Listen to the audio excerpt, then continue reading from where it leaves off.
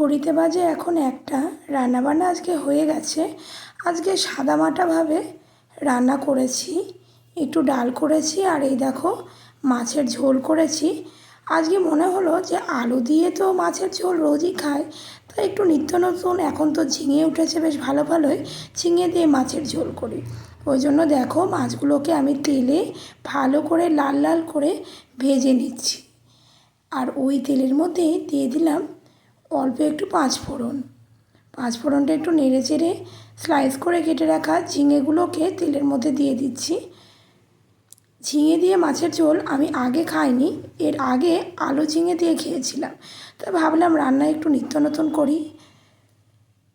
দিয়ে দিলাম হলুদ লবণ দিয়ে ভালোভাবে ঝিঙেটাকে কষিয়ে একটু জিরে, একটু কাঁচা লঙ্কা, একটু আদা বাটা দিয়ে ঝিঙেটার সাথে মশলাটাকে ভালোভাবে কষিয়ে নিয়ে যখন তেল ছাড়বে তখন এর মধ্যে দিয়ে দেব জল।